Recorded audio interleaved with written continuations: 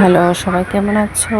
সবাইকে আমার তরফ থেকে অনেক অনেক শুভেচ্ছা ও প্রীতি ভালোবাসা। আশা করছি ভালোই আছো। তো welcome back to my another new blog. Hope you all are good. আর ভিডিওটা কেমন হয়েছে অবশ্যই জানাবে। দিনটা শুরু করলাম মামার বাড়ি থেকে। মামার বাড়িতে গিয়েছিলাম, এখানে পুকুরে মাছ ধরাধরি হচ্ছে। তো মাছটা দেখতেই পারছো, আমার মামা ধরেছিল বাটা মাছ। তারপর ছেলে বলছে ও ট্রাই করবে। তো মাছ ধরেছে জিরোটা, যাই হোক ট্রাই করেছে। ও লাস্ট মোমেন্টে এসেছে সন্ধ্যার সময়, মশা কামড় দিচ্ছিল, তাই চলে গেছি আমরা। আর মাছের জন্য আর অপেক্ষা করিনি। তো সকালে এখানে নর্মালি আমি খাই না, আজকে খেয়ে নিচ্ছি, ভীষণ খেতে পেয়েছিল তাই। সকালের খাওয়া দাওয়া সেরে এখন তিতকরলা ভাজা করবো। ভাজা করে নেব।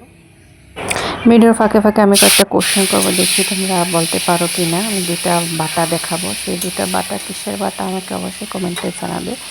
আর এর কী কী উপকারিতা আছে ওইটাও তোমাদের যদি জানা থাকে আমাকে কমেন্টে জানাবে। তো ঠিক আছে, চলো দেখা যাক কে কে আমার পুরো ভিডিও দেখতে চাই, আমিও কে বলতে পারবে।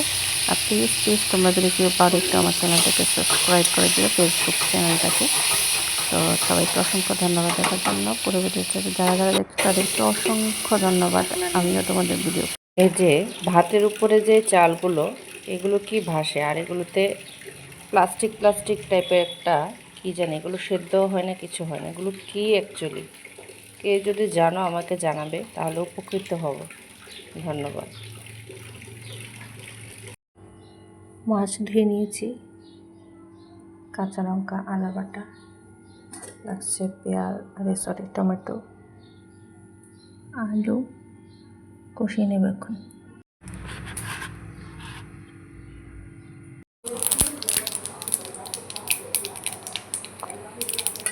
তো এখানে দেখতেই পাচ্ছ মাছগুলোকে আগে ভালো করে লাল লাল করে কষে নিয়েছি। এখানে কড়াইতে সামান্য তেল দিয়ে 5 ফোড়ন দিয়েছি। এখন আলুগুলো ভালো করে কষিয়ে নেব, তারপরে টমেটো দিয়ে দেবো। নুন, হলুদ, লঙ্কা গুঁড়ো, ধনে গুঁড়ো, জিরে গুঁড়ো, আদা বাটা সব দিয়ে ভালো করে কষিয়ে নিয়ে গরম জল দিয়ে দেবো। তারপরে মাছগুলো আগে থেকে বেঁচে রেখেছিলাম ওইগুলো দিয়ে দেবো।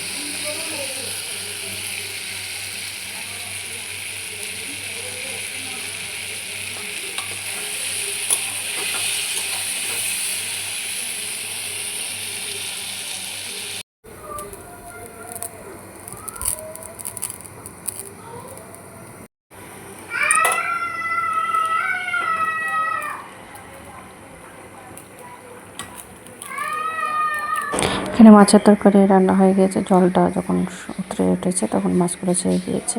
দুপুরে রান্নাটা শেষ। তো এখানে আরেকটা জিনিস করছি, এটা দেখলে বলতে পারো কিনা কী বাজে। এইটা হলো পামকিন সিড।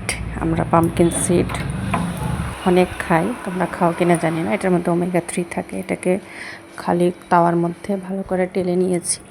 শুকনো লঙ্কা বা কাঁচা লঙ্কা যে কোনো একটা ডালতে পারো বা দুটোটাও ডালতে পারো, টেলে নিয়েছি। পেঁয়াজ, তারপর রসুন, এগুলো সব একসাথে মিক্সিতে দিয়ে বা পাটায় ভালো করে বেটে নেব।